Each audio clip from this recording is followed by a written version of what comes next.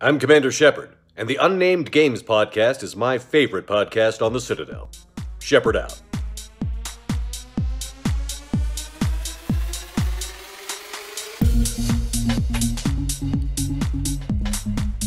Hello, people of the internet, and welcome to episode 27 of the Unnamed Games podcast. I'm Craig, your usual host, and this week we've got lots of news to talk about. So we've got some stuff about Stadia on Xbox, about Pablo Schreiber's Master Chief, and also some big news around the Xbox Bethesda acquisition. So some good stuff. But before we go any further, just another reminder, like I said last week, I am going to be migrating the audio services over to Anchor. So I think possibly this week will be the last time it will be over on the existing service.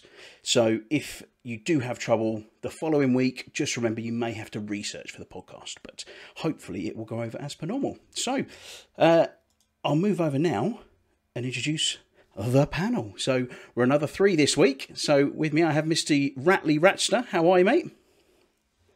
Good afternoon, good evening, good morning, and hello to everybody out there. Oh, fantastic. Lovely, lovely. And I have Mr. Phil and Mr. Speed Freak Phil. How are you, mate? Ahoy, hoy, people of the internet. I'm wonderful, thank you very much. Good Ready for another stuff. exciting week of gaming. Yes, mate. Cool, cool. Right, so yeah, let's crack on with the normal. Find out what people have been up to this week. So I think Chris was off last week, so we'll go to Chris first because he's going to have a couple of weeks of stuff to talk about potentially, or he might have nothing. He may have just been laying in a dark room asleep. Well, only some of the time. Like half, well, maybe more than half. I don't know. Anyway, I have been watching a lot of Netflix, doing a lot of catch up, playing a bit of Outriders, playing just some other bits and bobs on the PC. Gone back and played a bit of Division 1. Also played Control for the first time on the PC. I was quite enjoying that. Netflix, I've binged a ton of series. I watched all of Superstore, which I think you were talking about last week. Done the whole lot in about 3 days whilst painting and stuff. It's good. It's not a classic, but it's certainly got some great characters in there. Dina in particular is one of my favourites. Love it. Like some of the stuff she comes out.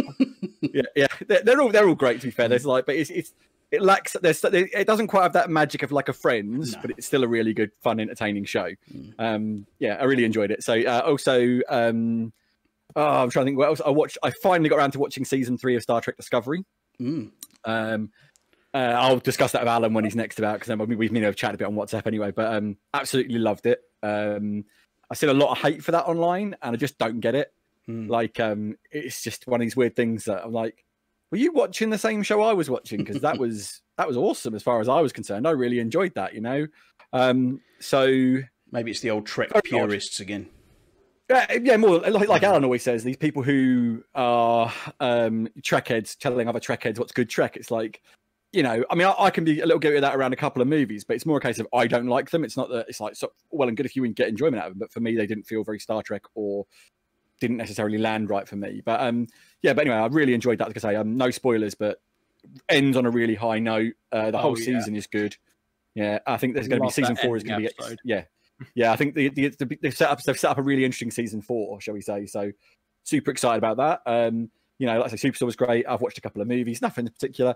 Getting pumped for Snyder Cut next week, and Control, which is the other big thing. I haven't played Control. I was going to mention this because I had quite a fun experience with it, and it's sort of opened my eyes to a new thing.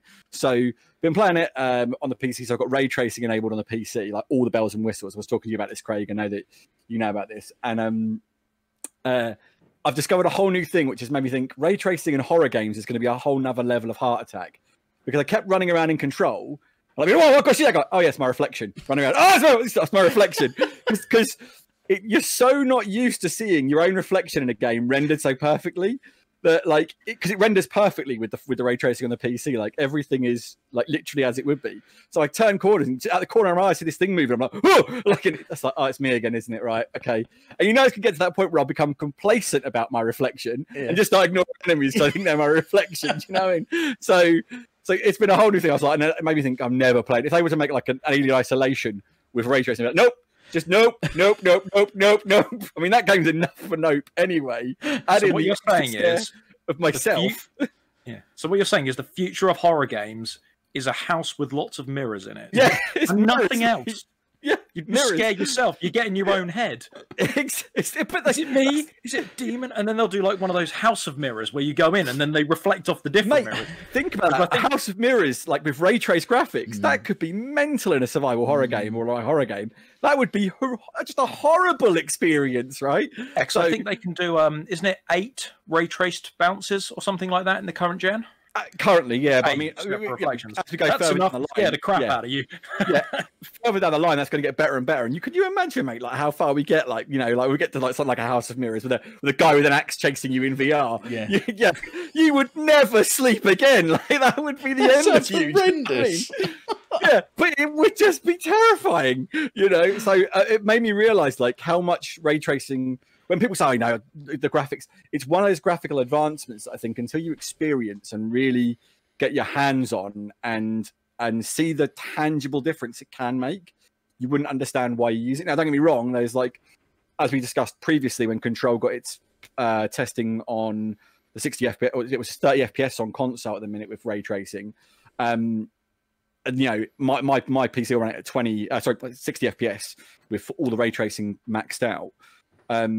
It does make me like question, like, you know, would I take the frame rate hit for it below 60? Probably not.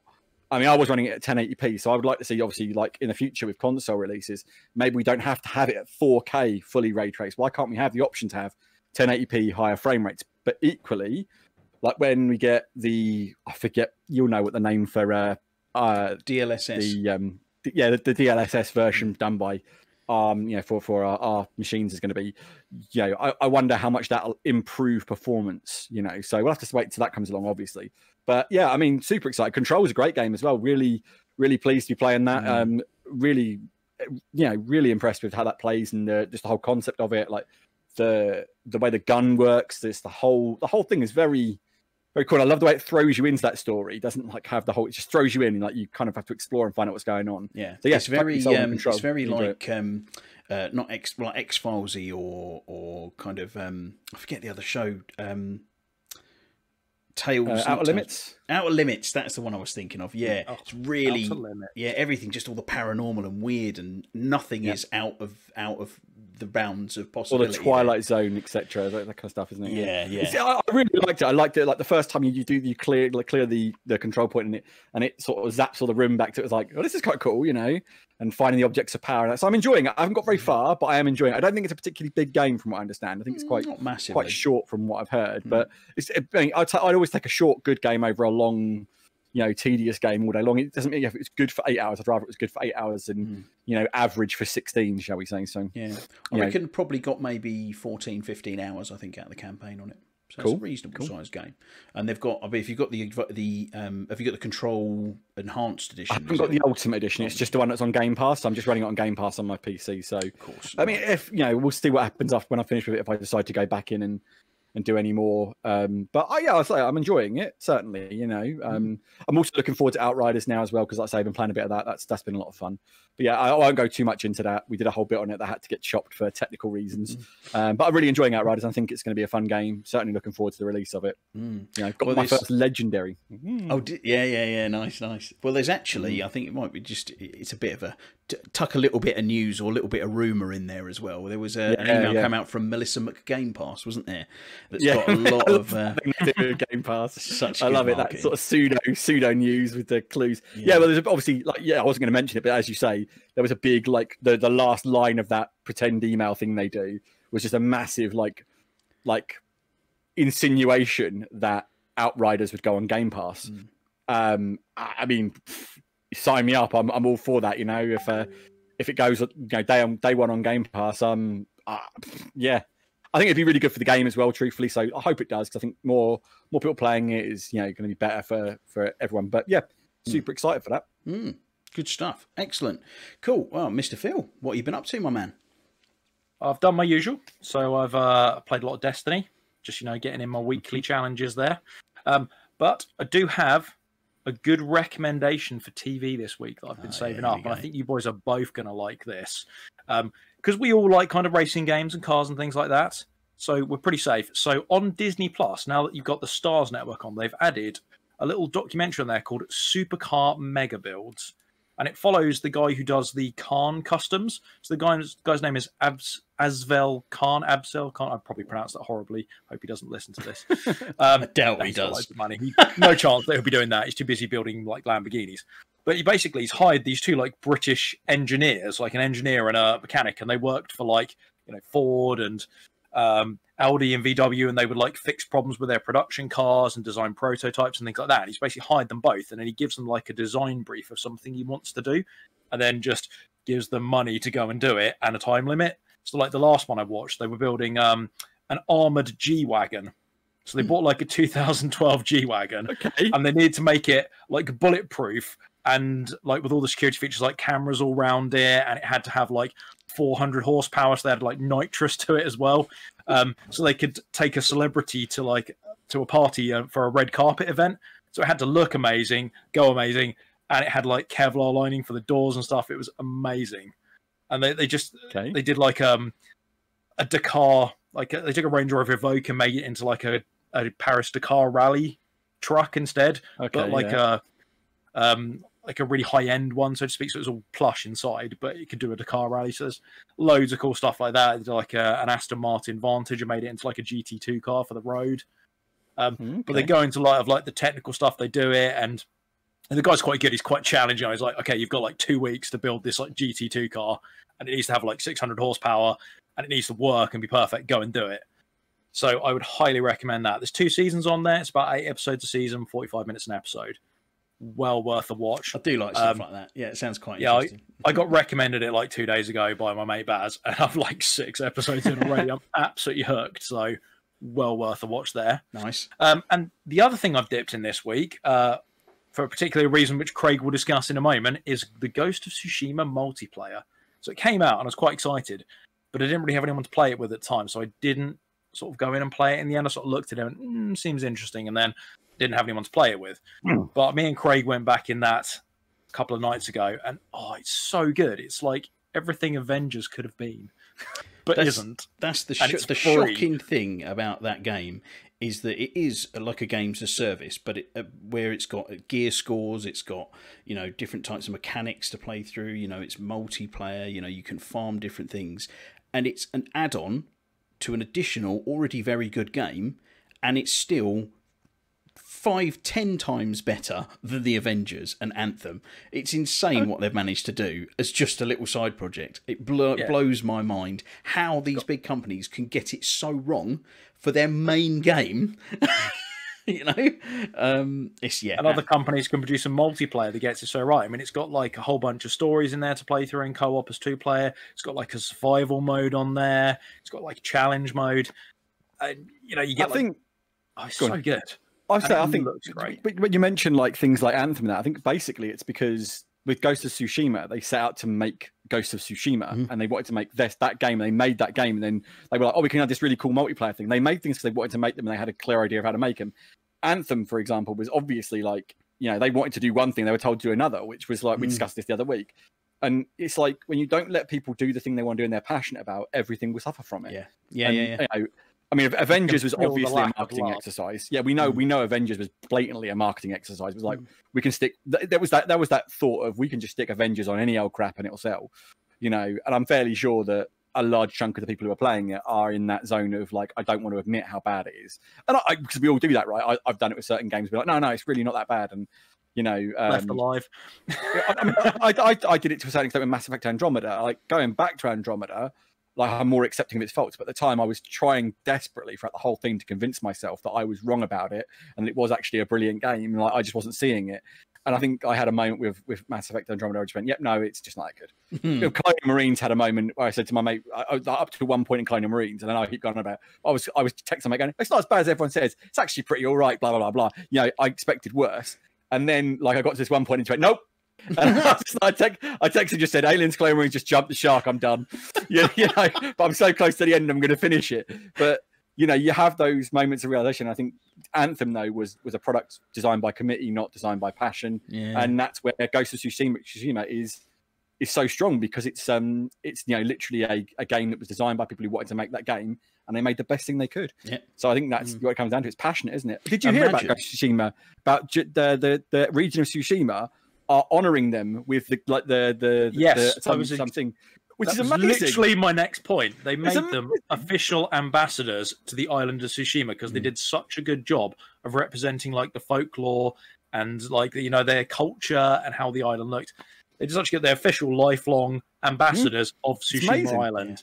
Yeah, I was like, cool, that's so cool. Yeah, it's good stuff. What's more amazing about that to me, and it's a little bit nuts, but did you think they got a load of like grief initially? Like they apparently whitewashed all of Ghost of Tsushima. There was this big controversy about it, and then for that, like properly sort of settled down, going, well, the people who live there love it and think you've done a wonderful thing.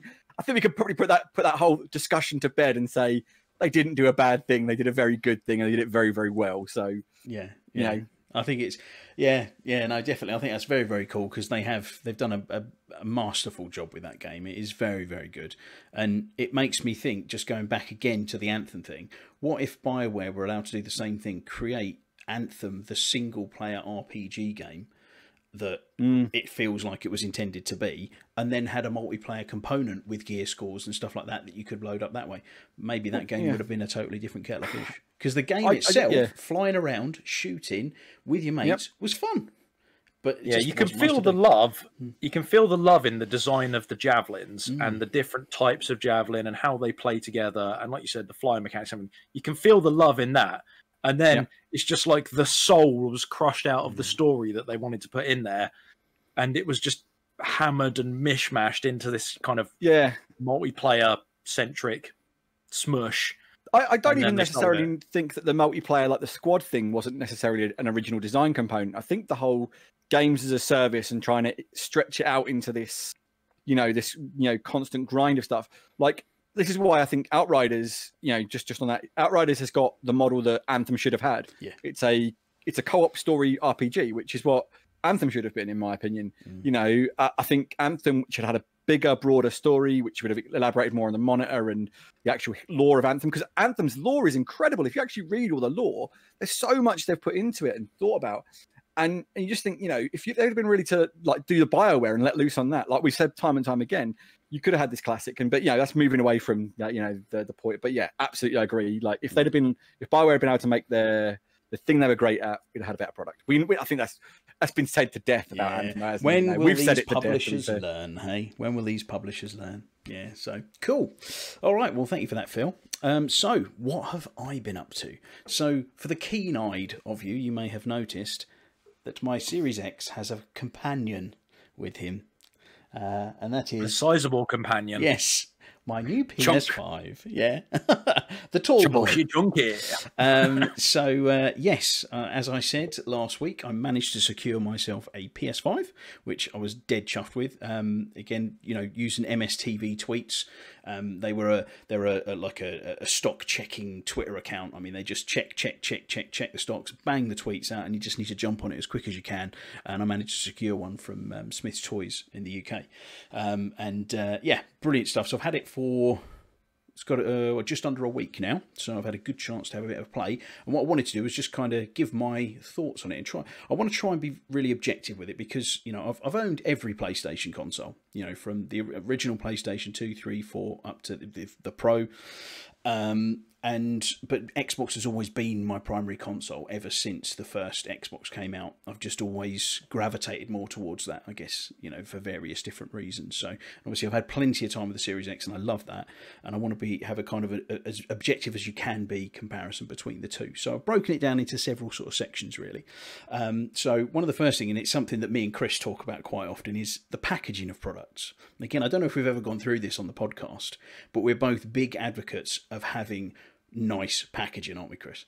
Yeah, well, it's part of the experience, isn't it? You've paid a lot of money for something. Yeah. You want it to feel like you've paid a lot of money for something. Yeah, the Apple experience, as they call it. Yeah, I mean, I had a really posh watch once, and you know, like you unbox a really expensive watch, and you know the whole thing feels incredibly premium. So you know you've bought something expensive before you've got to the thing, you know. So it's very true. Yeah, definitely. So you know, first touching on the Series Xbox again, we talked about this previously, you know, the way that the box was specially designed. It folded in half but diagonally across it, and it was sat there with a beautiful logo on it, and it was amazing how it was packaged. PS5, much like the PS4, versus the Xbox One, they haven't really thought about packaging. It's very just functional. You know, nothing wrong with it. You know, it's perfectly well packed, but it was just like unpacking a DVD player or something. So unfortunately, a bit uneventful there, and it's always a little bit of a, oh well, never mind, because you want a bit more fanfare when you're buying something. But so the packaging was, pretty bog standard. So the physical unit itself, that's the next point I wanted to talk about. Now, again, I'm a big fan of the Series X design. I think it's quite sleek in the way it is. You know, it's quite unassuming. And although it's a big black box, but it kind of just blends into the background. And again, I can't be objective with this because it is just purely a personal opinion. I think the PlayStation 5 is an ugly console. I think it's a horrendous looking console, particularly the disc version. Not so much the digital version, because for me, the disc version, it has the huge bulge out of the bottom where the disc drive, it's like they've gone, we forgot to put a disc drive on it, and they just chucked it on the side of it. Whereas at least this is symmetrical now, and it looks a lot better, but it does still look like a router from 2007, something like that. So it's it's not the prettiest looking thing, but you know, from the performance wise of the physical unit, it's quiet. It seems to cool efficiently. You know, I quite like the little base stand, the way that it's got some quite nice little design ideas in it, where you kind of turn it and it's got like the screws, got its own little place where it's tucked away, and you've got like a little stopper pad that's all built into it so you can tidy it all up, and that's quite nicely done. So, and it does have tiny little PlayStation logos, like the little triangle, X, circle and square dotted all over it, which is really, really cool. So I thought it was a cool touch, to be fair. So that's really, really nice. So yeah, I mean, overall, you know, I wish it was a bit different, but you know, who knows? There'll be a slim version, might make it look a little bit nicer next time. What I am considering doing is getting the panel sprayed black, which I think would do the world of good to it. It would just not look so garish. Next point I want to say about the UI. So the user interface is a big thing for me. Now it's pretty exciting, the new user interface that they've put in. And again, to sort of compare that with the Xbox have very much gone down, again, I'll say the Apple route, where you buy a new iPhone or a new iPad and it's exactly the same. You get it out of the box, you press the button, you log in, and everything is there. Everything you own, all of your settings, all of the way you set it up, it just ping and it's there. So in terms of usability, it's fantastic. But there's something about having a new console and a new user interface that's exciting, like when you're trying to find, that's a new feature, look at that, wow, and trying to find these new little features. And the PlayStation 5's got a number of them, which is good. So the trophy system I thought was really, really good. So it's actually, when you play a game, you can kind of come down from the game and you have almost like guides to each of the trophies. So it might say you're 40% of the way through this particular achievement, and this is what it's called, and then you can actually go deeper into that, and sometimes there might be a video on how to get that achievement, or there may be some guidance and things like that. So that's quite a cool, slick little feature, and it's nice and easy to get to and quick. A bit kind of like how the club system is, I suppose, on the Xbox, but it's just more of an overlay for it. So achievements do that on the Xbox, so you can go in and like check your progress and that. But it's just, I will say this though, it's there, but you have to like navigate through a lot to get to it. So it sounds like PlayStation have made it just smoother, basically. So it's just more right in front of your face, basically. Yeah, that's kind of what they've kind of caught up a bit on that, and just I think improved on it slightly. Yeah, which is good. The video system I think is really good. So what they've actually done is, if, for example, you've taken a screenshot, or a video capture, and you wanted to view it back, it's nice when you see the tile for it and you click on it, it will literally play it within that tile, and you can click it and to maximize it to like a quarter screen, and then you can maximize it to full screen. So it's very much overlaid over the top, which again, something on the Xbox I find it's constantly, you seem like you're loading into a new app to get all the video up. So I think having an overlaid video player really does make a difference, and that's quite a next gen feeling kind of feature on it. So that's something which used to frustrate me on the Xbox, where I'd click on a screenshot, I'd be like, okay, cool, and I go back to the next one, and it would take me right back out to the dashboard again, and then I have to press the center button, tab across, find the next one, then that would load it in a window. And on the Xbox, you then had to choose between the HDR version and reload it with HDR, because it only ever loads the SDR version as standard. Thankfully, it loads HDR as standard now, which is good. But like, I totally agree for that. I will say this: I think Xbox has handled media pretty poorly for a while now, and I think they need to look into how they improve that. And it sounds like PlayStation are doing a really good job. To be fair. They've kind of gone the other way from the Xbox One. When the Xbox One first came out, all they talked about was media. And now they've gone the other way. Sorry, go on. On the interface side, the dashboard, is that HDR as well on the PlayStation 5?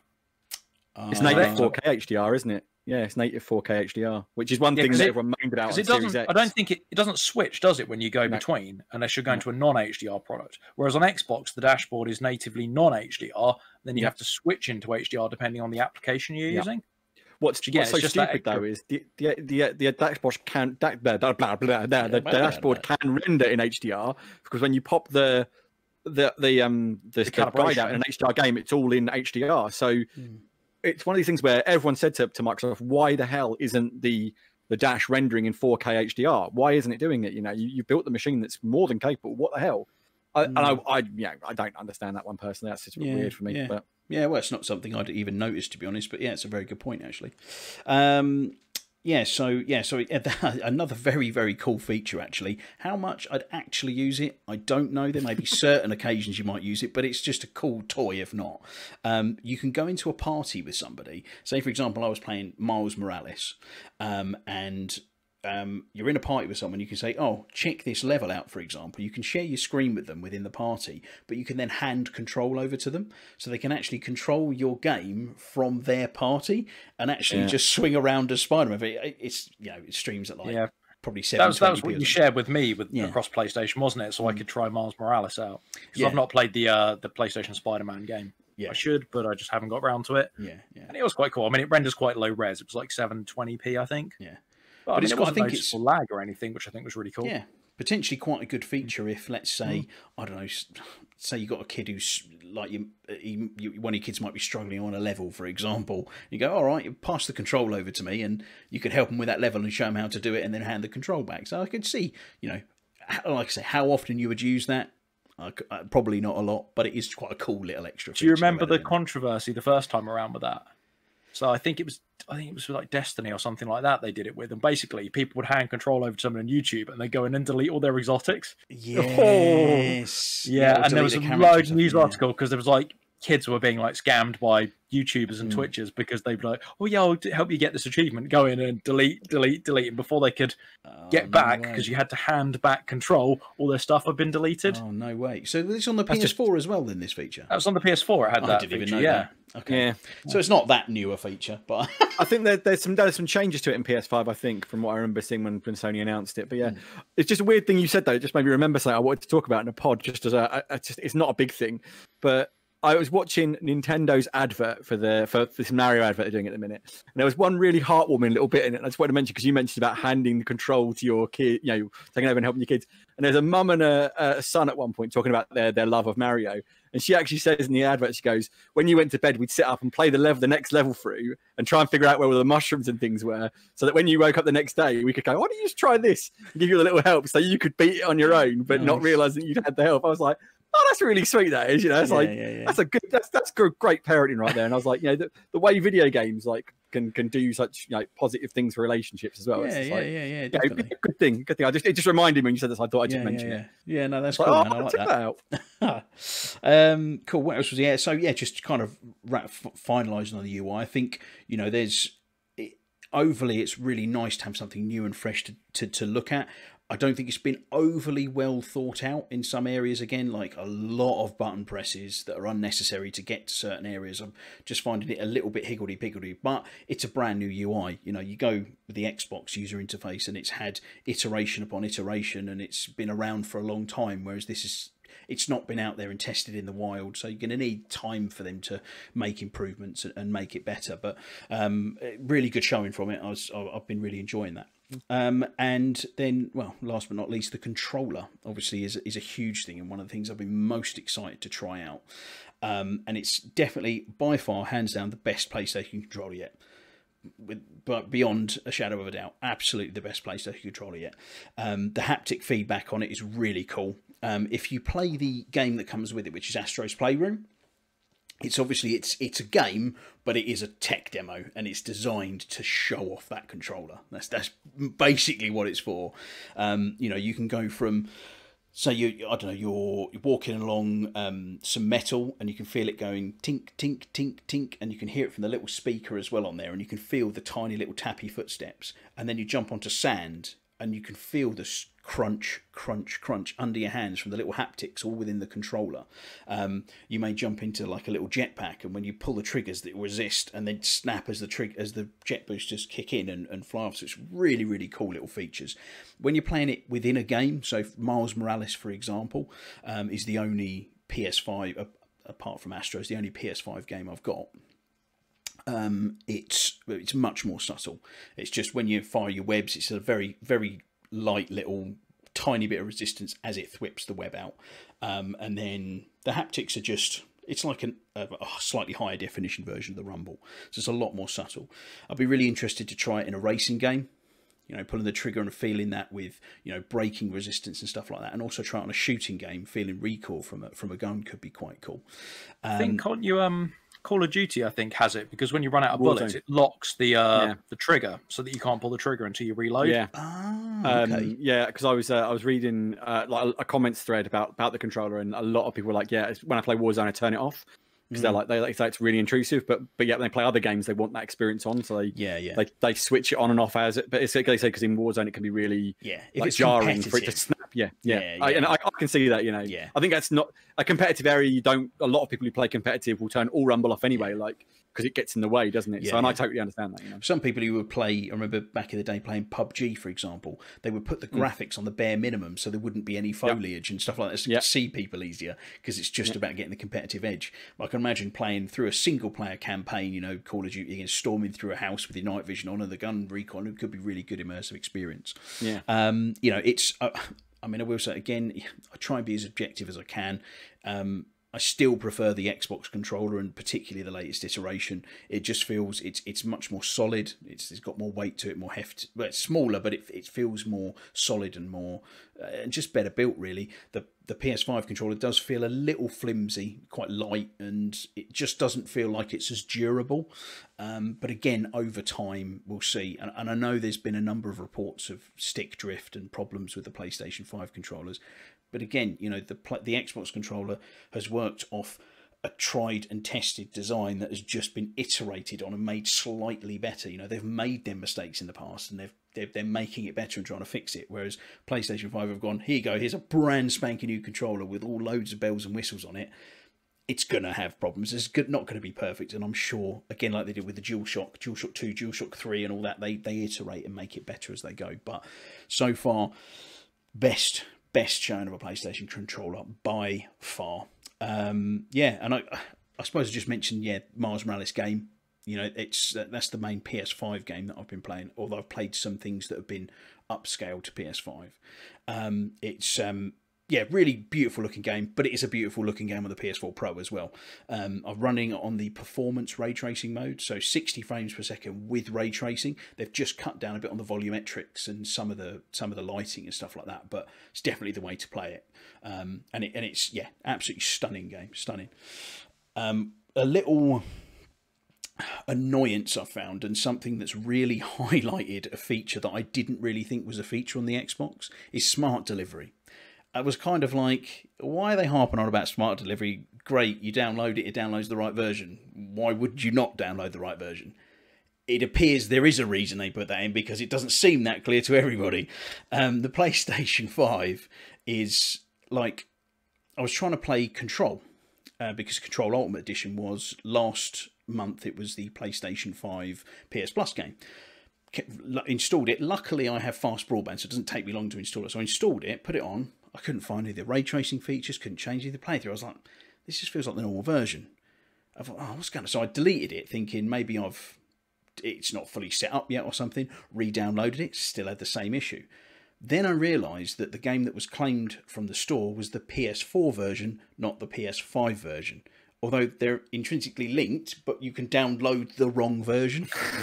I know a friend of mine who's got a PS5 had done that with Destiny 2, had managed to download the PS4 version somehow, not the PS5 version.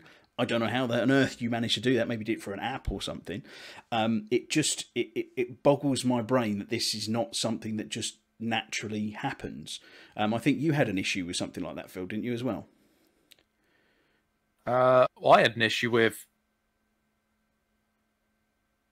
I can't remember now. It was ages ago. What did I have? It was one of the games I had an issue with. Yeah, it was another. But you know, it's a thing like but that. That was a pro. That was on the older PS4. That was on the Pro. I think I had the issue. Oh, was it? Oh, okay, yeah. On the Pro. Yeah, it was on the PS4 Pro that I had an issue with. Yeah, but it's one of those. Yeah, it's a daft little thing that was really frustrating. And also, I fired up a game that Days Gone that I played on my PS4. I was like, why is it making me start again? Ghost of Tsushima, it's making me start again. I purposefully went into the PS4 Pro, and again, this is another crazy thing, because I game share with Phil.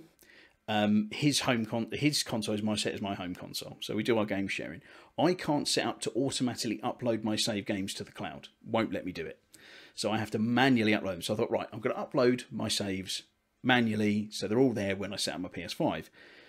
Fired the PS5 up, no save games. I had to go in and manually download my saves. It's like having Dropbox in your console. And again, I suppose that's an absolutely fine function, but when you think to the Xbox, where it is, again, I'll go back to an Apple kind of, product, the way they do things, which is just, you sign in, turn it on, it's just done. Everything's there. It just works.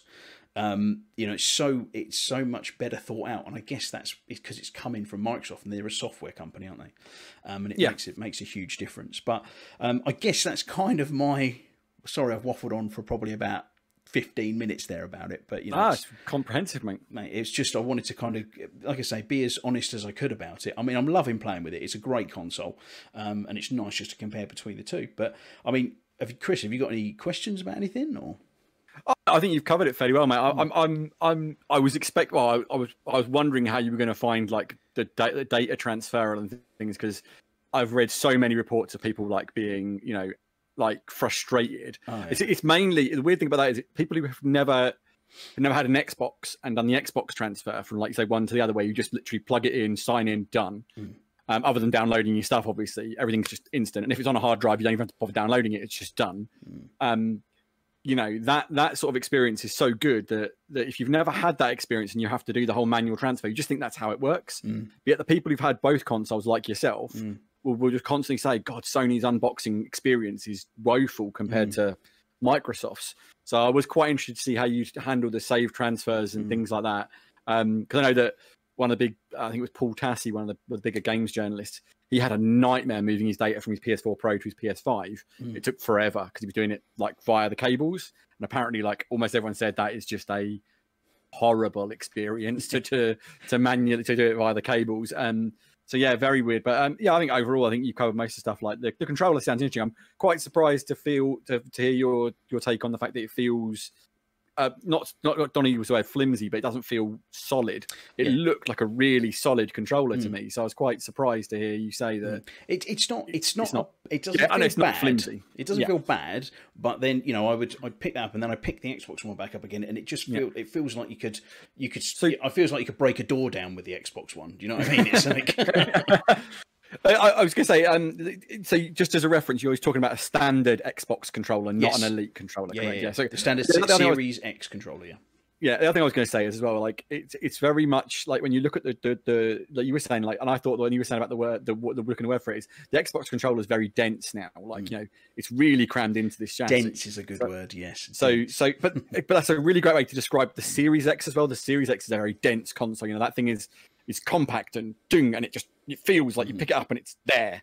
Do you know what I mean? And I know that the PlayStation 5 is obviously a much bigger unit, so I'd imagine it doesn't feel in that way, as it's probably still big and it's still heavy, but I can't imagine it has that same kind of heft that the Series X has, because it's not as it's dense essentially. Well, there's just to go on from what you're saying there. Actually, a perfect example is I've obviously unplugged both of them from downstairs to bring them up and have them behind me for the podcast. So when I bring the PlayStation up, it's you get that plastic squeak on stuff where you pick something up and you can feel the plastic kind of rubbing against each other. It's not like it's twisting or anything, but you pick that up, but it's like picking the Xbox was like picking a breeze block up. It is completely solid. It doesn't make so it's much better built.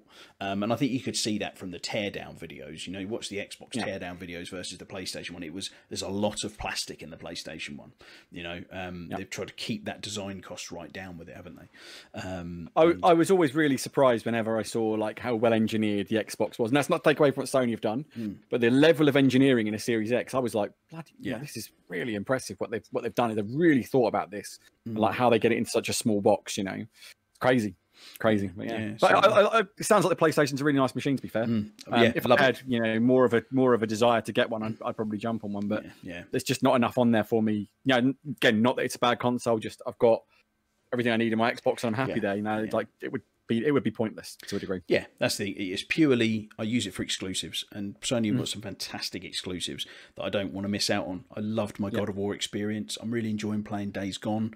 Ghost of Tsushima is really good fun. And Ghost and God of War were the two that the only two games from the last generation where I'm really sad that I missed out on. Like God those of War two I really want to play. Yeah, is just it's fantastic. It's amazing. They both got PS5 upgrades, so when you pick one up at some point in the future, you jump in on them. Yeah, you know, I was thinking about actually wait until the PS4 Pro goes down in price a little bit and maybe just grab it for those games, just get one really cheap. But, you know, they're not dropping at the minute because people are buying them up cheap. Because, well, I say cheap. They're buying them up because people are selling them to upgrade to PS5s, you know. So I guess if you haven't quite got the money for a PS5, you got a PS4 Pro. But, you know, it's really interesting to hear your take and some pretty honest sort of takes there, mate. And I think, you know, like you say, there definitely sounds like the media experience, like in terms of your game media, is much better on the PlayStation 5 than it is on the Xbox. And yeah, I'm total agreement with you guys about the way Xbox handles media. It does it okay. Yeah. But like it's one of those experiences where, you know, it's not. I take a lot of screenshots in The Division, and sometimes it's a real pain in the backside to try and figure out which ones I want to share and which ones I want to delete. I also like Phil brought this up ages ago with the way that PlayStation queues doesn't automatically upload anything, does it? Phil? You were saying no.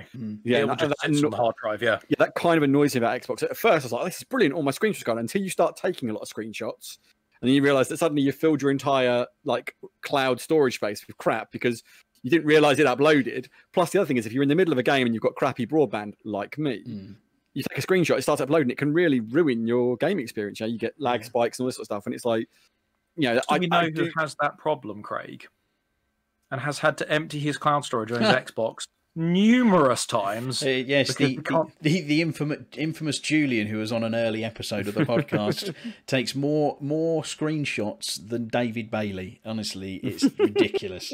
But yeah, anyway, old school photography joke there. Yeah, old school photography joke. Yeah, there we go. Look, showing our age, or my age. Anyway, right, I've banged on about that for long enough, I think, and it's, you know, people. Wait, I have a quick loaded question for you though. Loaded question. Which of the consoles feels like a more next-gen experience? If you're going for that next-gen feel, which one gives you a better next-gen feel? Or you're like, you open it and you jump into the game, which one gives you that better next-gen feel? There's not really... The thing is, there's not really anything in it. The only thing I would say is the user interface. Having the fresh UI gives you something... Oh, it feels like a brand new product, whereas the Xbox felt like... It's my same thing, but it's just faster and better. In terms of the games, I mean, there was no, like, you know, obviously there's a big talk about the PlayStation 5's SSD drive being the fastest one out there. There's nothing that's really shown me any faster than things would work on the Xbox. Nothing looks any better than it's been on the Xbox. They're, you know, both great next-gen experiences. The only difference is that UI and the controller give you that bit of like, oh, it's something new and shiny, and that's something I did miss a little bit on the Xbox, but I preferred them not to do it. Actually, as much as I like that, you know, that for the first few days having something new to play with, I'd prefer to have something that just works right the first time and has been tested and tried and is rock solid. That's what I would prefer.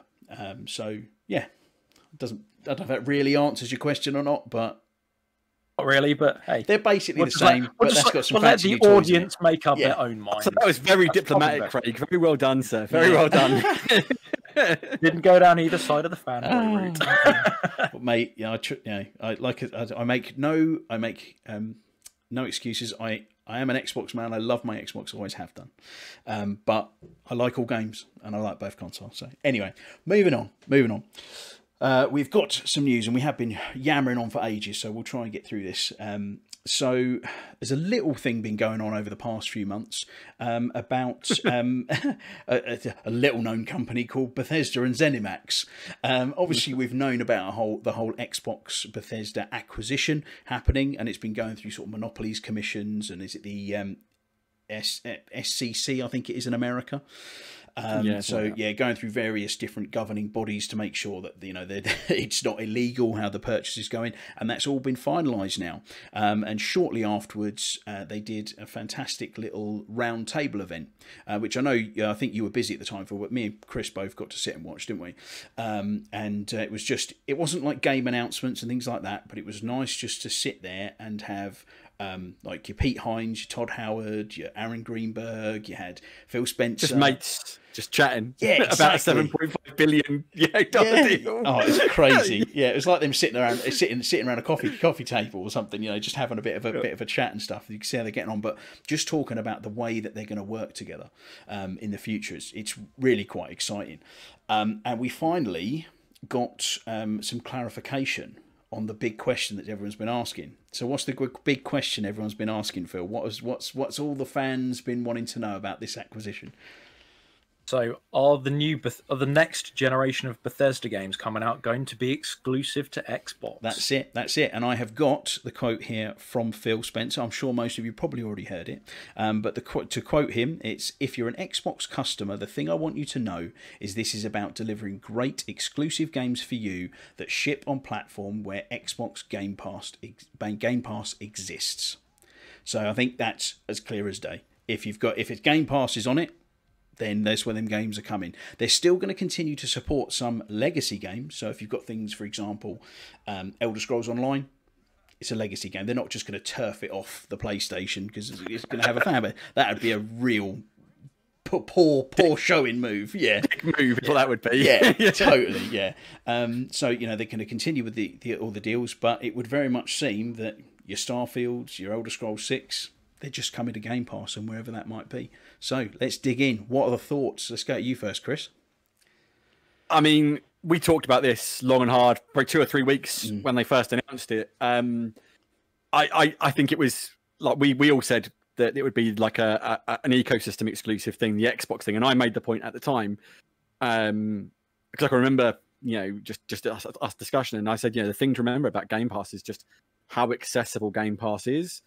And I think, and when we talked about the whole about Phil saying he didn't want to take it away from gamers, they wanted to make it more available to gamers. Was his quote, or available to more gamers. And I think Game Pass is the ultimate route to that. Whether PlayStation players like that as a route, that's TBC. Because obviously the downside is they'll have to play on a Game Pass device. Now, that could be their phone. That could be obviously we've got iOS devices coming on, so the iPad, etc.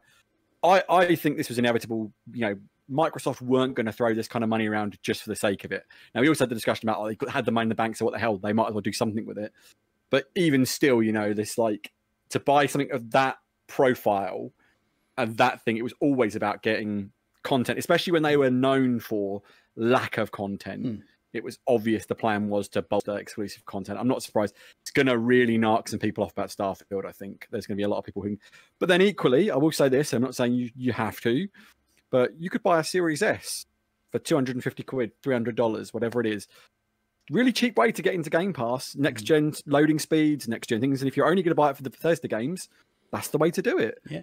You won't get the best experience, but let's be honest, if you've got a Series X, you're not going to get the best experience. The best experience will come on a PC with a 3090 and all the RAM up the wazoo. And then when the next card comes out, you buy that.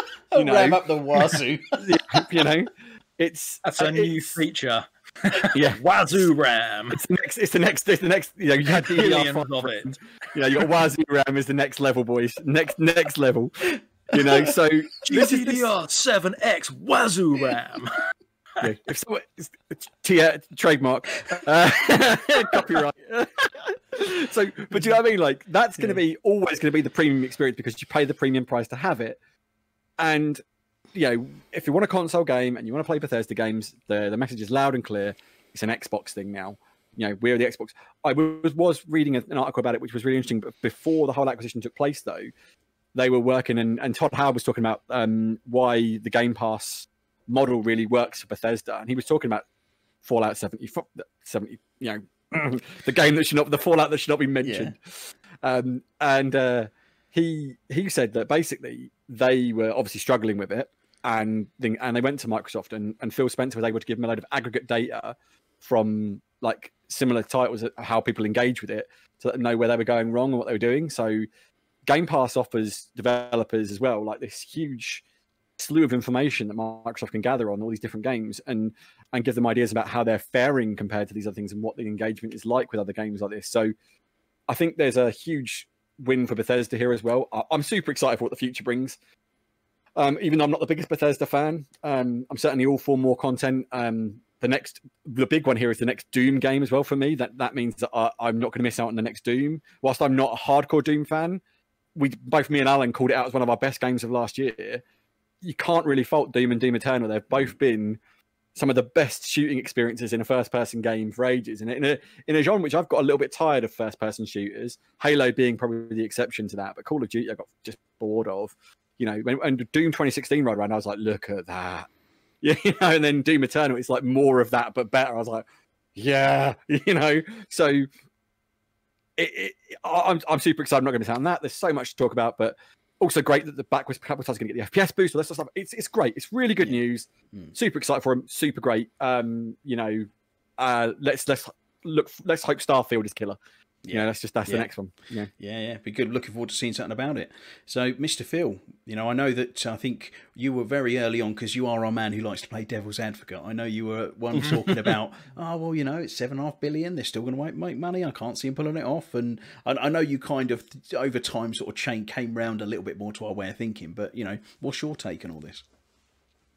I guess, like you said, I've gradually come round to that, and I'm thinking, like, yeah, I get it. It makes sense. I mean, you say that. I mean, I was a big fan of that whole, like, you know, particularly with Xbox Game Pass, you know, they're going to eventually have a browser streaming version for xCloud anyway. So, you know, whilst they said, oh, will they make it exclusive? Like, you know, eventually there'll be a way that you can just stream it on a PC browser for xCloud anyway. So it's not like, you know, it's going to be a real issue for somebody. I mean, you know, you might have your PlayStation 5 as your main console, and you're like, oh, I really want to play that new Bethesda game. You just got to do a month of Game Pass and stream it on your iPad and Bluetooth your PlayStation controller with your iPad. Yeah. So actually, like, you know, they're not really locking anyone out of that system, so to speak. Anyway, I mean, sure, you're not going to play it on your PlayStation per se, but there's so many other ways that you're going to be able to play these games that there was no chance they were ever going to lose any money by doing this and making it exclusive. You know, it's potentially going to bolster, particularly like Ratley said, you know, if you're looking for a cheap way into next gen, bolster maybe those sales of the Series S console. Yeah. Let's be honest, once the consoles become more available, you know, once supply meets demand, there's going to be a lot of cheap 1Xs out there as well. Yeah. Secondhand. Yeah, it's very true. You know, if you're looking to get in cheap, you know, you're probably going to pick up a 1X for like 150 quid or something. Yeah. You know, that's a really cheap way in to play those Bethesda games at 4K. That makes me wonder as well, Phil, because that's a really good point, because didn't Phil say they're not leaving any Xbox behind for like two years minimum, wasn't it? Yeah, I believe so. 2 years from so so if in theory, if Starfield were to come out next year, that's going to sneak onto 1X then and Xbox One. I mean, you know, that's just a big what if, but you're right. That's a huge plus point for those people still on that. Yeah, what if, let's say it's 4 years down the line and the new Bethesda game or new Xbox exclusive for, you know, Series X or whatever comes out, all the blades have now been, you know, changed over for xCloud, and your old OG Xbox One has now had a system update that it's got xCloud integration in it. Potentially, you can just use your Xbox to play your Series X stuff through the cloud. They've still got you as a customer. You're still paying Game Pass, which is what they want. They're not about selling this little bad boy to everybody, or even the Series S. You know, they're about getting you as a customer and subscribing. Yeah, because they're a software company. They're a services company. Microsoft are a software company and a service company. That's where their money comes from. And that potentially is a segue onto the next article as well, I suppose, in a moment. Certainly, yeah. I mean, I was going to say, just on that, like just before we do, just you say about a service company, Microsoft make so much money just selling Office. as a subscription service. So they're obviously, as a business, going, how do we get games onto a office-based subscription model and earn money from it? Yeah, because they make huge money off of that. So that's what they've done. Yeah. And they did that. Yeah, sorry, go on. I was like, this Bethesda thing and acquiring these tools, making them exclusive to Game Pass. How can you ignore Game Pass now? These people who still say Game Pass is a bad idea and bad for consumers. It's like, as a consumer, like I get you could argue that maybe there's a thing where it takes away choice of where you can play these games. But by the same token, like as a consumer, I can spend a small monthly fee and have all these games at my disposal whenever. And like even for someone like me, as we've covered with the rubbish broadband, jump onto my phone, which has got good 5G, play Sea of Thieves without any downloading updates, play, I could literally jump in on day one with, let's say, Starfield on my phone while I wait for it to download on my Xbox and be playing it. And then as soon as I get off that, switch onto my Xbox and playing it. So Game Pass is such a good service and I'm really pumped for that. But anyway, as we say, talking about Game Pass, segue it back in. That's it. Yeah. So, I think it's, Phil, you've got some news around, the Game Pass or streaming services, let's say, on the Xbox, haven't you? So let's go in with the streaming services. Yeah. So yes, Microsoft are currently testing their new Edge browser, which is Chromium powered. And the reason it's Chromium powered, it makes it very compatible with a lot of services. So we in particular have been talking about streaming Game Pass, for example. Fantastic. You know what? This browser is the replacement for Edge. It's the update for Edge. So all Windows PCs are going to get it. All your Xboxes are going to get it. It's part of the operating system. So the big thing with it being Chromium powered is that you're going to be able to stream things like Google Stadia on there. So Microsoft inadvertently are saving the future of Stadia, their competitor, by making it accessible on their games console. Which I thought was a really interesting point, but fantastic news. It does also then add support for other things as well. So you've got things like Skype and Discord on there. Discord, I think, is a really big one. I mean, we in particular, we use Discord for our podcast. And Discord is such a good platform for that kind of, speaking to people, the voice chat, the video chat. It's just a really well-refined platform. It's been around for years. It's just very reliable. And actually, springs particularly to me, like when I played Final Fantasy 14, I used to have to play it on PC and my friends would play it on PlayStation 4, and the way we would all chat was we'd use Discord on our phones. So you know what, with the the browsers updating and Discord going in the background there, that actually gives access for more cross-play games and a way for you to have that kind of online conversation. Also, it doesn't seem to have the same kind of lag that you sometimes get through Xbox Party Chat when you use Discord. So I think that's really exciting as well. You can get the latest version of this if you're in the alpha or skip ahead, I think they call it, beta ring. So that's really interesting. And it's going to go onto Windows. Well, it should be on Windows now. I believe it was 9th of March. It launched on Windows as well. Yeah, I've got it on Windows. It's a really nice browser, to be fair. Like, really nice. I've got to say, I'm a big fan of the Edge browser. Have been for a long time. But since they sort of started moving towards this new iteration, like I've had the preview of it before, and it's really good. Like, really, really good.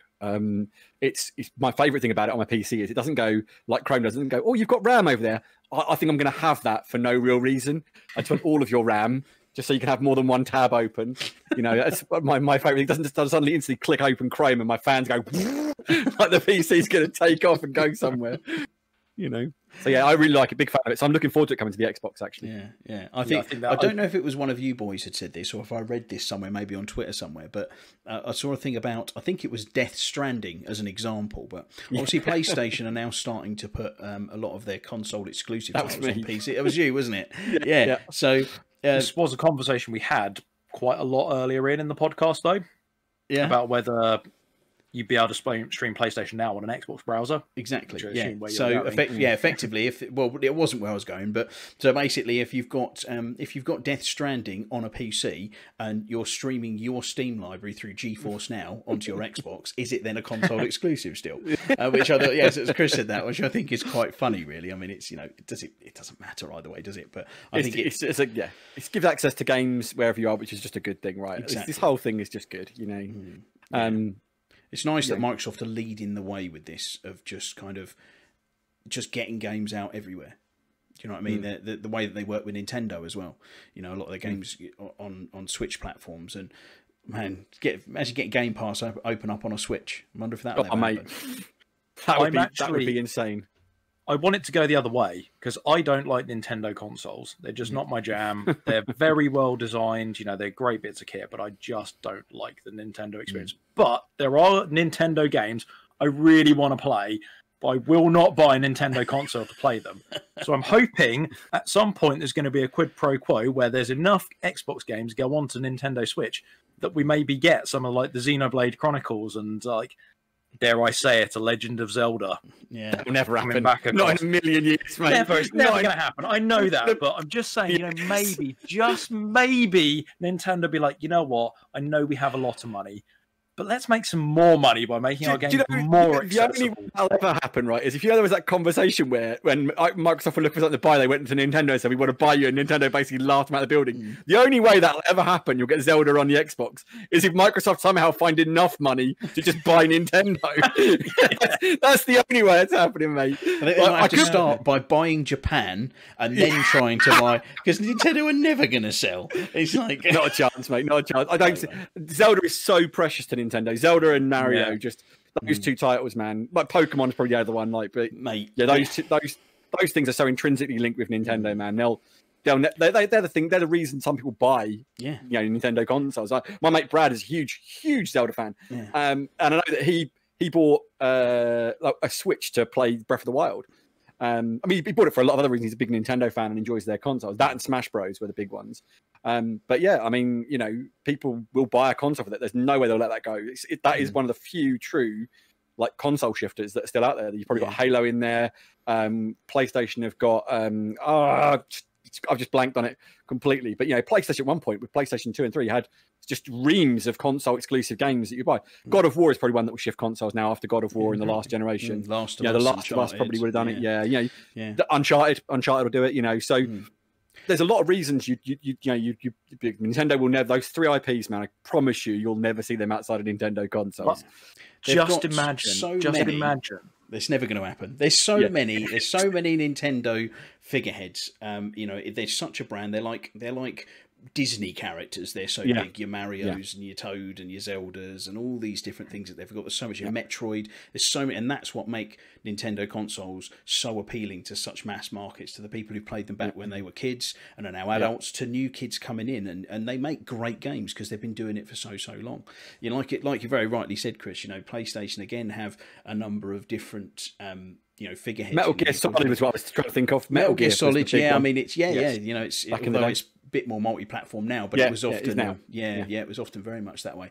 You know, Xbox has its fair share. Obviously, that's grown a little bit more now, but I think always their biggest one has always been definitely Master Chief, hasn't it? Yeah. Which actually, moving on quite nicely, I think, you know, we've got, I promised a little bit about Pablo Schreiber's Master Chief, didn't I? You said Pablo Schreiber, so I don't have to. Oh, wait, I just did. Hey! Should we tell a little story before? Well, we'll get into this and then we'll tell a little story about what Phil said, shall we? Just to embarrass him on the podcast. So, let's not discuss that. Yeah, the news essentially. Enough. Shame. So the news is back onto point. Pablo Schreiber is going to play the Master Chief in the upcoming Halo TV show, which we're all super excited for. It's been announced that they won't be dubbing his vocals with the real voice of the Master Chief, if you like, which is Steve Downes.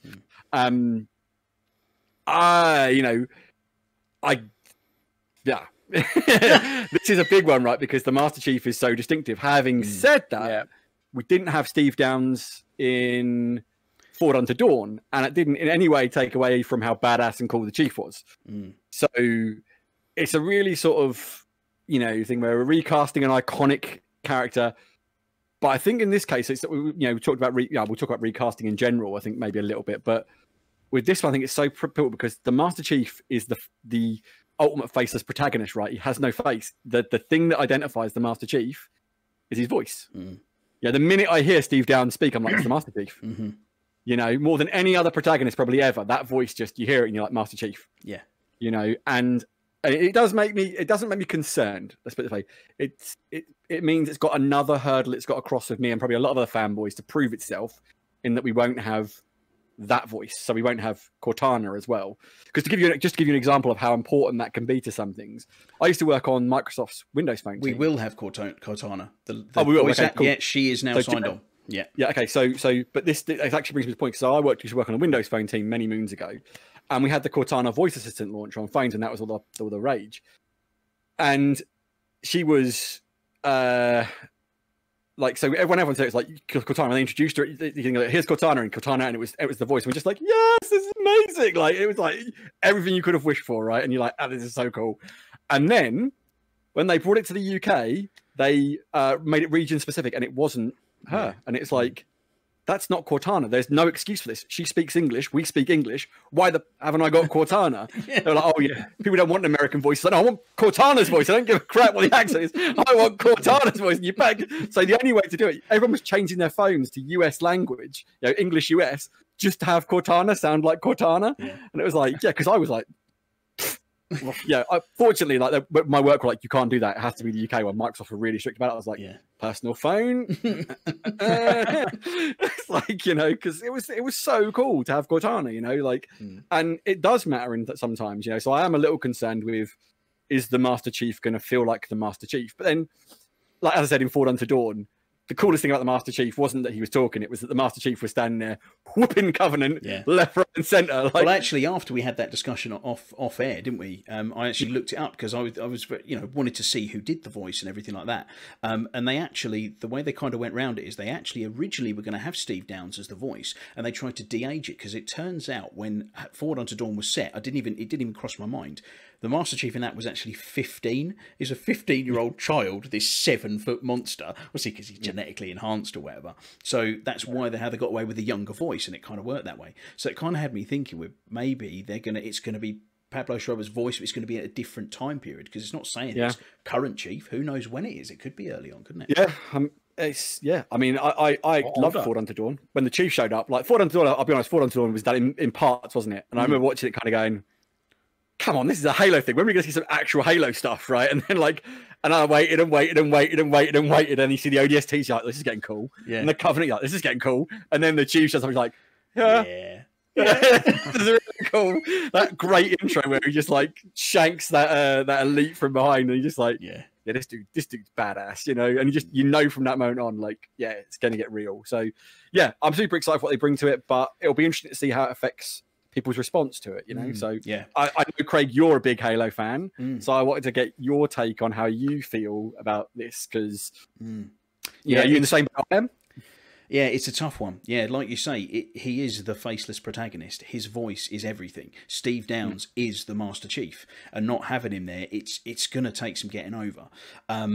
The fact that, I mean, equally, I wouldn't want to have a great actor like Pablo Schreiber playing Master Chief for him then not to be able to use his voice and to be able to act properly, and it might be a bit disjointed that way. So I'm gonna, in my older age and my wisdom now these days, I'm gonna kind of try and hold judgment back a little bit. Yep.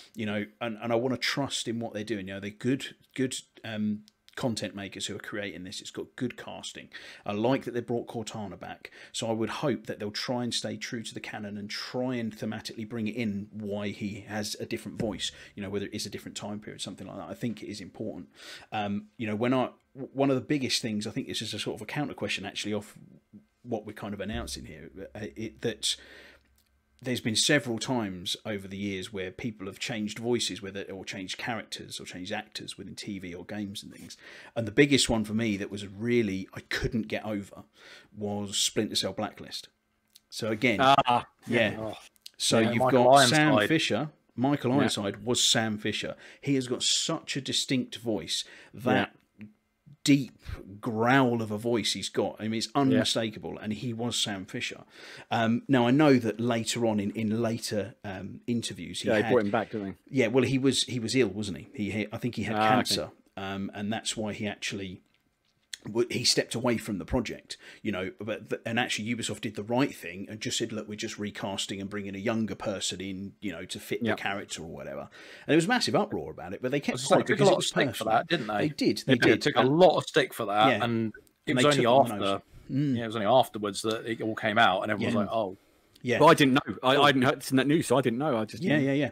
So and that really it ruined the game for me. I think I played maybe 2 or 3 missions on it, and I just couldn't play it because I was like, it's not Sam Fisher. It's if it just named it a different name of game, I'd have been okay because it was a good game. But it just took me out of it so much. I subsequently, after I found out the reason they took him out, it completely changed my mind on it. And I went, right, I like what they did and why they did it, and it gave me the drive to go back in.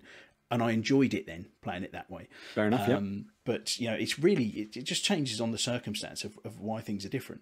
I mean, Phil, I know I know we've discussed one in particular change of voice, but, is there any occurrences like this? That was coming here. Yeah, Metal Gear Solid 5. Kiefer Sutherland instead of David Hayter. I loved all the Metal Gear Solids. From the original on the PlayStation, well, it wasn't technically the original, but from the first PlayStation Metal Gear right through to 4, David Hayter all the way, and then they brought in Kiefer Sutherland. I'm just like, I get why they did it. It's a bigger name, it's a household name, it gave the game the extra clout, but it wasn't Solid Snake to me, or Big Boss in this case. Sorry, it wasn't Big Boss because it wasn't David Hayter, and. I really struggled with that, actually, because I love the Metal Gear Solid games. Metal Gear Solid 5 was a brilliant game. Insane game, but absolutely brilliant. I mean, there's so many quirky, Kojima-isms in there, shall we say. We could do a whole podcast on Kojima games, couldn't we? Oh, God, yeah. Yeah, from hiding in cardboard boxes to finding posters of anime girls posted up and everything else that you could find, and, the fact that you could, you could Fulton the sheep, for example, and store them on an entire separate platform and create a wildlife resort over there. It's just, the game was mad. But yeah, it was such a jarring experience, even with just Ground Zeroes when he came in as Keith Sutherland in Ground Zeroes. I was like, it just doesn't sound like the boss. Doesn't sound like Big Boss, but I played through and I loved it, and the game was brilliant. I really enjoyed it. But. With that example, see, for me, and it goes to, you had that emotional attachment to David Hayter as his voice in the other games, whereas for me with Metal Gear Solid games, I mean, 9 times out of 10, I can't stand that aspect of Kojima games, the story points. They're just complete nonsensical rubbish. I just want to skip them. Because the mechanics of the games are very, very good. So I had no attachment to David Hayter, and actually, in its own little bubble, Keith Sutherland, I thought, was a good fit for that character. Do you know what I mean? But it's coming from 2 different angles, isn't it? Yeah. Do you know what my Metal Gear Solid is your Halo? Yeah. Yeah. But just talking about recasting, one of my favourite ever, recast, the way of dealing with a recast ever. I'm not a big fan of the movie as a whole. In fact, it's got, as far as I'm concerned, one great scene, and the rest of the movie's fairly meh. In fact, fairly turd. Is in Iron Man 2. Where they introduced Rhodey after the recasting. There's that great memory. What are you doing here, buddy? And he's like, look, it's me. I'm here. Deal with it. Let's move on. And I was just like, superb. Well played. Well done. I mean, like I say, I'm not the biggest fan of that film. It drives me mad. But except for that scene at the racetrack with the suitcase, it's just the best thing ever. Oh, I love that. It's the coolest moment. Coolest moment. Wicked suit. The film can't keep up with itself after that moment. It just falls apart. But that moment is worth it. But too early. Yeah, I definitely. But that scene though, with the way they deal with the recasting in a way that was just so well put together. It was just like, yep, I love the way you did that.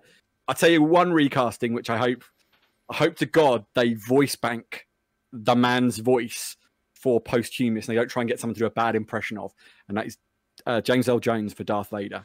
They need to get him do a whole voice library so they never have to use anybody else. I mean, in Rogue One, he sounded not quite right because he's obviously getting old. That's not thing, but they need to make sure that happens so that if they ever intend to use the Darth Vader character again.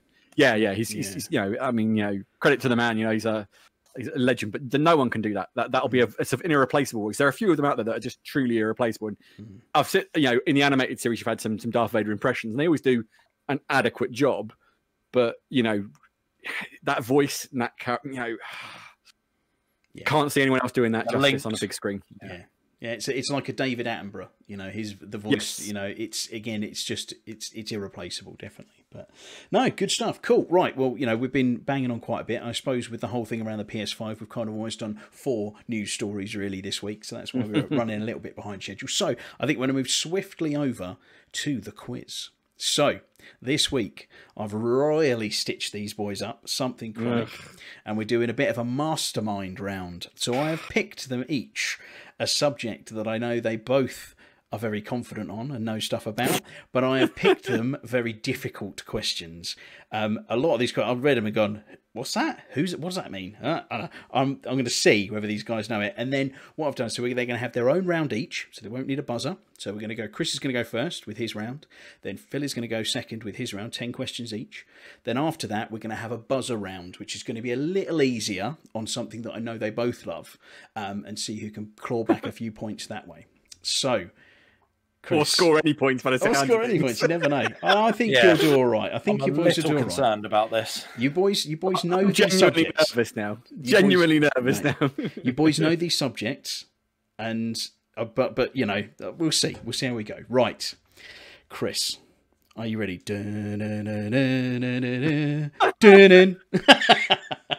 Right. So, question number 1. Yours is all about DC Comics, which you're a big fan. Oh yeah, but do you know how massive that lore is? I know. I've not gone too mad with it. I'm not going too mad. Go on, show your arm. Show your arm. Go on. You got your arm? Yeah, look at the DC Comics tattoos. Look. It's all a death for Superman, really. So yeah, right. Question number 1.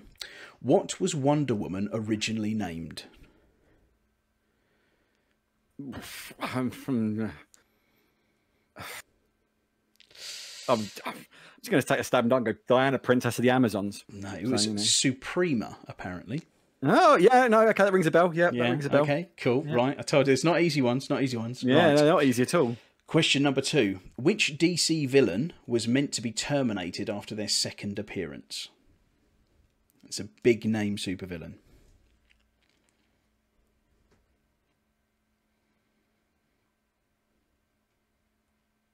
Dead air here while he's thinking.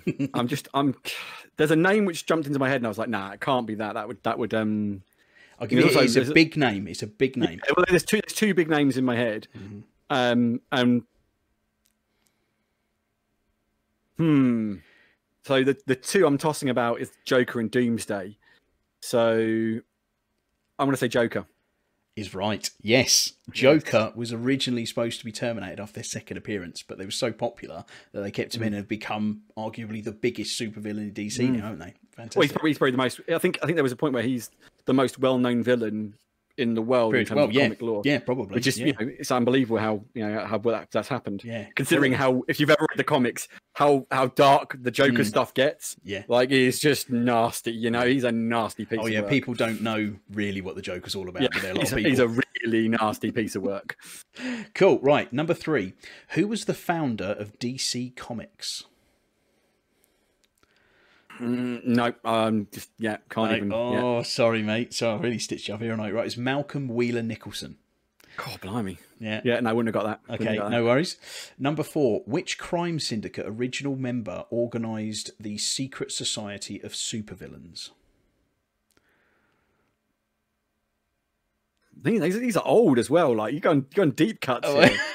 Yeah, this is what I mean. Like, the lore is so vast.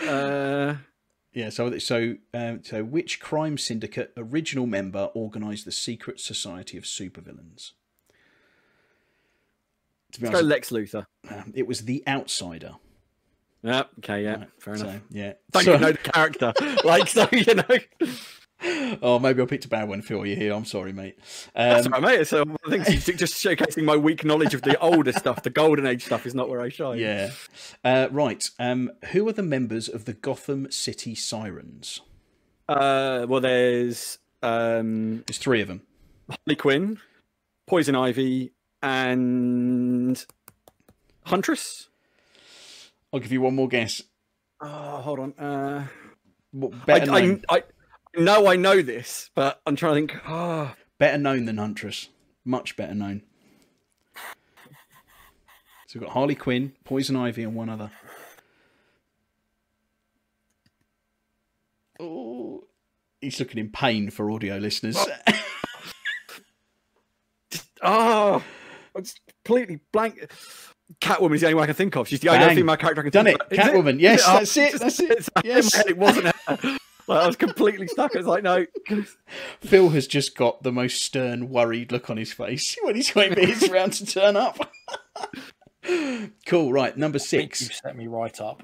No, it's all good. Number 6. Stitched How up a many clipper. languages does Bruce Wayne speak?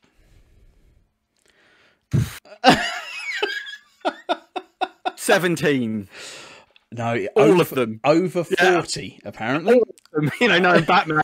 Batman's like Superman. Plot armor, we need it. How many? He can speak that one. Why not? Eh? Yeah. Like, you know. Cool, right. The Green Lantern villain, Dr. Polaris, was killed by which superhero during the Infinite Crisis? Oh, I read this a little while ago. Oh.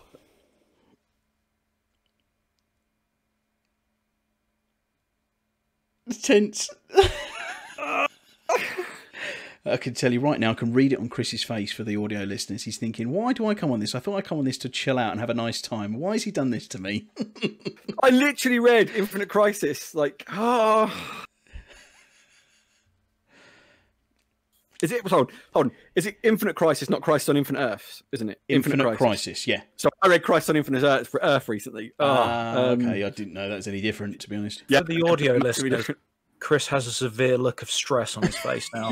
You wouldn't believe. This is the same look I'm likely to mimic in approximately 2 minutes or less. I'm massaging my temples. I'm that stressed now. Look. I'm gonna say. We'll just say. Let's say the Spectre. That was Just pulling a name Human out the Bomb, back, apparently. Oh, there you go. Human Bomb. Of course, you know. I don't know if you'd ever heard of him before. Why didn't you know that, Chris? Yeah, it's like I haven't read it. Like, Infinite Crisis is one of the big ones I've never read. To be Right, fair, so okay, cool. yeah, All Crisis right, on so- Infinite Crisis. Right, so who used their power to temporarily restore Joker's sanity?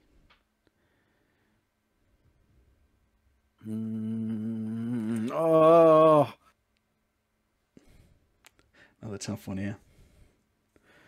the thing is, it shouldn't be. I should know this, and Yeah. it's annoying me now.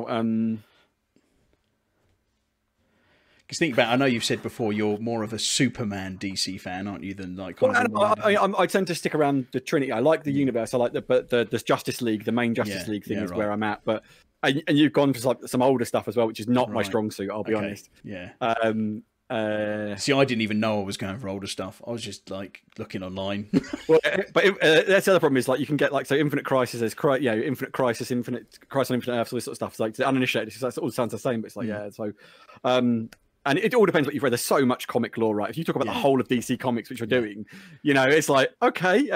When you said, I know you're into this, I'm like, yeah, but not that much. Like I couldn't do a mastermind specialist subject on DC.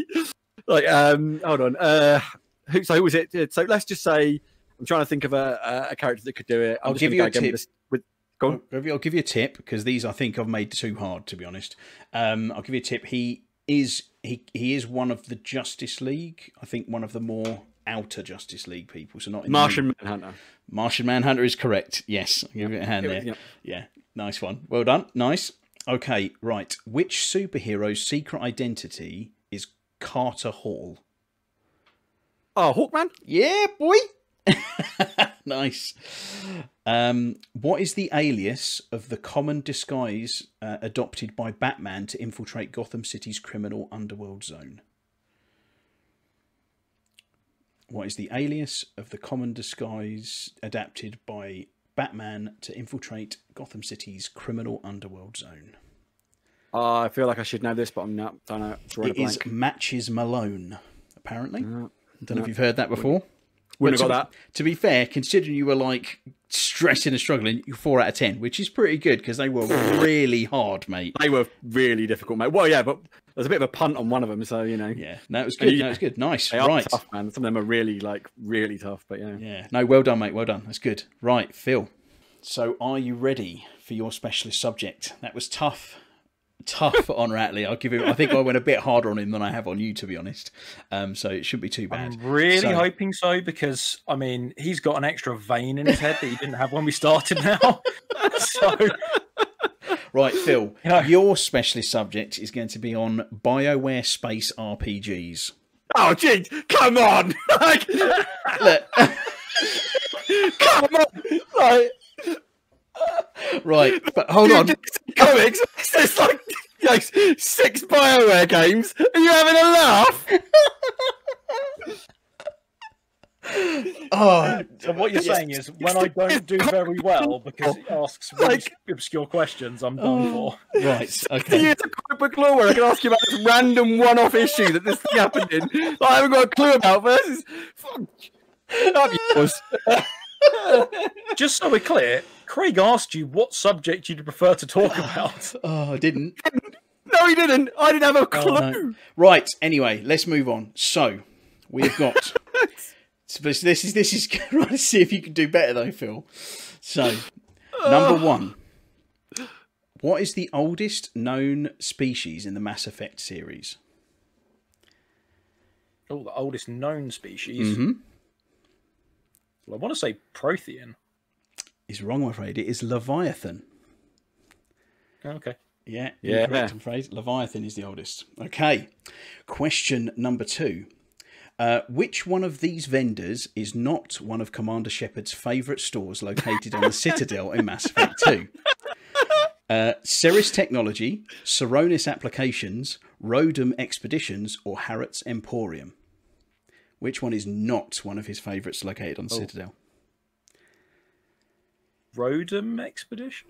I'm afraid Rodum? not. No. It was Harrods. Harrods Emporium because it's the only one of those that's actually on Omega. Oh, okay. Maybe I have made my this really specialist tough. subject that's more narrowed down than Ratley's, and it's not any easier. Right. Question number 3. Who is responsible for releasing the genophage?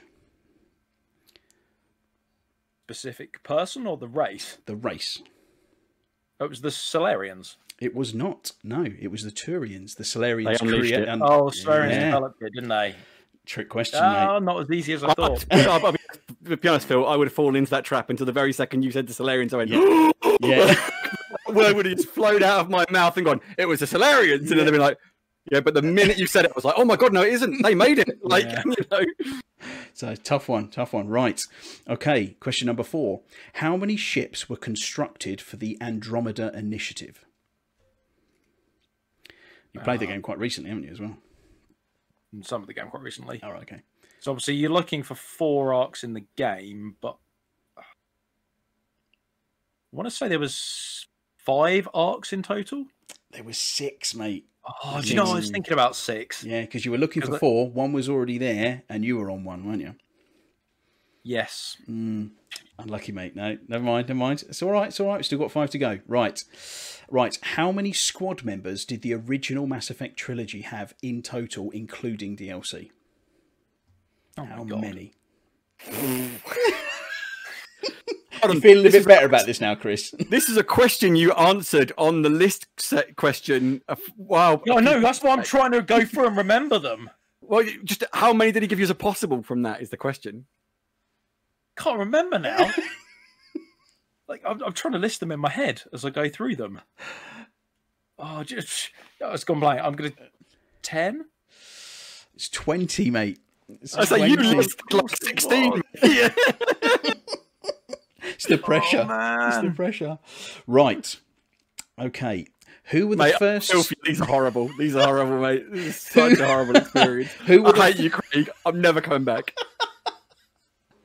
Right. Who were the first species to make contact with the L core in Mass Effect? It's a complete blank look. It's like you didn't even register I spoke. This is a horrible. I think I know it might be. But I'm not going to say anything. Again, who was the first species to make contact with the L core? Did you say? The Hanar? It was not the Hanar. Chris, do you want to give it a go? I'm not going to give you a point. Drell. Huh? The Drell? No, it was the Asari. Ah, okay. Yeah. So, right. So, going off on a slight tangent here on this one. Number 7. Why is Darth Malek missing his jaw? This is obviously from Knights of the Old Republic. Ooh, yeah. Why is Darth Malek missing his jaw? And I know you love these games and you've played them through multiple times. Yeah, I know. And you know them intimately from your own admission. Doesn't he get it chopped off fighting Revan? Doesn't he suffer an injury from that? I'm going to give you that. So Revan took it when Malek called him soft. but I'll give you that because he did chop it off. All right. Yeah. I would, yeah. That would have been, if you hadn't given him that, I'd have been like, Craig, sort it out. Yeah. Like, that would have been like ridiculous. Right. Question number 8. Again, these are the Star Wars ones from now on, from the Knights of the Old Republic games. So, why is Zalbar exiled from Kashyyyk? I believe Zalbar was one of your party. Yeah, I think, isn't he responsible for letting... isn't it it's something to do with like letting the Zerka Corporation there? Like he's one of the reasons that they get involved with the Wookiees, and then that leads to them enslaving the Wookiees. No, it's not. It's because he tried to kill his brother. Ah, of course it was. Well, you did that, when Phil was saying that, I was like, yeah, that's it. That's totally it. That's exactly it. And then like, I remember. And it's his brother who was responsible for making the deal with the humans, which then ended up being them enslaved. I just got it the wrong way around. Right. Okay. So, what kind of ship is the Ebon Hawk? Pacific. Huh? I think it's a frigate. It's a dynamic class freighter. Okay. I'd have gone for freighter, and that'd be about as far as I got. So Yeah. Right. What is Jolie's friend on Manan named? Jolie, I think, was a Jedi, I believe. Yes, yeah, he's a great Jedi. What was his friend on Manan named? There's a single word name. I'm drawing a blank. I'll give you the first letter.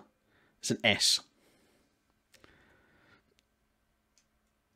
That's not really helping me, unfortunately. It's not like Seth or something, or Sath. No. It's Sunry. Sunry.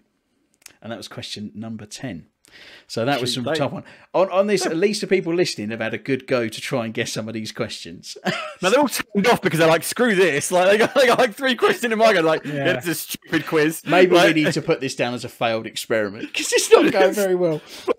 So how many characters in Mass Effect? I'm sitting there trying to list them off like I did before, and then it's like I can't list them now. So you got So for after those first rounds each, that's 4 points to Ratley and 1 point to Phil. Okay, so we're going on to the third round. Now this is where we need a buzzer. So boys, I need a buzzer from you each. Chris, what is your buzzer going to be? I am going to go with one I've used before, but I'm going to go wubba lubba dub dub. Wubba lubba dub dub. Love it. Bit of Rick and Morty. And Phil.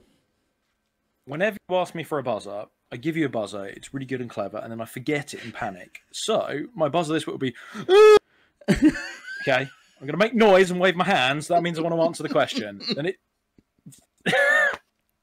I'll give you that one. This week. I'll tell you what, if they're anything like these previous questions, we're always going to be sat there like this is silence. Yeah, these are a lot. These are a lot easier. Now, who has seen the film The Fifth Element? Yeah, not for a while, but I have seen that movie. Okay, so these are some much easier questions from The Fifth Element. So, question number 1: what languages does Corbin Dallas speak? Go on, Phil. Didn't say English and bad English. That's it. English and bad English. Of course it is, yes. Line from the film. Fantastic. Well done, mate. Nice one. I love that line. Okay, so question number 2. What is the fifth element? Well, that's Ratley. She is. Lilu is the fifth element. Lilu. Or love, you could say, I guess, is the Love. It is love. Okay. I'll give you. All right, okay, I'll give you that, Chris. That's a technicality, I guess. Because she says, I am the fifth element. Yeah. Supreme being. Mm-hmm. Yeah. So love is the fifth element. Yeah. So, okay, cool. Right. Question number 3. What country is the opening scene of the movie set? In what country? Well, beloved. Chris. Egypt. It is Egypt. Yes, mate. It seemed too obvious. It just seemed too obvious. I was like, but there aren't pyramids anywhere else. Yeah. Like, it's got to be Egypt. You know. I told you these are much easier. These ones much easier. Okay, next question. It's fault now because you just tortured us with those questions. We're now like, that can't be that easy. This is just like a nice second guessing everything now. This is like a nice rub down and a shiatsu at the end. You see, I'm just like, it's lovely. No, it's not. It's still torture. Like you don't know what you've done to me. My nerves, man. Hang on a sec. We haven't had a happy ending yet, so maybe we'll get that. You ain't get one of them, Phil. Yeah. So, right. Next question. We have, where do Corbin and Lilu take a trip to? Phil. Floston Paradise. It is Floston Paradise. Yes, mate. In the Angel constellation. Yes. Yeah, I got the Paradise bit and I couldn't get that. I was like, it's like, and then as soon as you did your crazy hand waving, I was like, it's Floston Paradise. Damn it. Right. Got me there, Phil. Well done. What is the name of Gary Oldman's character? Phil. Something Emmanuel Zorg. I just had Zorg. I'll give you that. Yes, Yeah, Zorg. was it? Yeah. That's it. Well done. It's like 3 names, and it was like Emmanuel Zorg were the last 2. So Such a much great is there character. of it. Yeah, he's wicked. Such a great character. He's so good. I'm going to go and watch that film again. Actually, it's so good. Right. Mate, so on Apple TV on 4K now. yeah, I did see that. I think it's only about £5 as well to buy, so I might have to do that. So anyway, at the end of that one, we have Ratley on 6 points and Phil on 4 points. So this week, Oh, we done now, have we? yeah, that was it. Chris, I thought you you had are more, the Matt. winner for this week. So well done. It was a tough quiz. Maybe we'll put the mastermind thing to one side and maybe make the questions a Can little we easier. rename that from a quiz to a slight torturous, event that is going to go down in my life record? It's like never want to relive this moment. Yeah, let me make you feel terrible about something you love. Yeah, that's it. You know loads of stuff about this, but here's all the things you don't know. You know. That's quality stuff. Right. Well, I haven't got the leaderboard up. I'll have to call it up in a second. I thought we weren't doing it. Fallon's not here. That's a good point, actually. Yes. You're right. He's Because not otherwise here. it puts him at a distinct Yes. disadvantage. No, we're not going to do it. Yes. My apologies. So, yeah. But that was a good bit of fun, though, anyway, wasn't it? So, well done, Chris. You can tell by the look on mine and Phil's faces. We had such a laugh doing this. Like, I had a great look time. at us. I had a great time. Warn you two I out. think Right. maybe next week, me and Ratley come up with some questions about your favourite subject, Craig. And you just get put in your mastermind. Oh, so I've got to go. Someone's calling me. So the Next time, me and Phil just as we're out of quarantine, meet you somewhere in the field, just jab you with hot pokers because that'd probably be more fun. To be perfectly honest, mate. For us, anyway. Right, so I think that's about it now because we've been yammering on for hours and hours and hours. But I've had a great time again. It's been really good fun having a chat about everything and chatting about the PS5 and all the things that have been going on. Just another reminder, if you are listening on the audio version, I am migrating everything over to Anchor, so you may have to look again. That'll be this episode will go up obviously on audio because you wouldn't hear it otherwise. But going forward, they're going to be going over to this other service. So just remember that if you can't spot what you're listening to. And all that leaves really is a bye from me. It's a bye from Ratley. Goodbye. And it's a bye from Phil. Bye. And a bye from all of us. Goodbye. Bye. Bye-bye. Bye-bye. Bye-bye.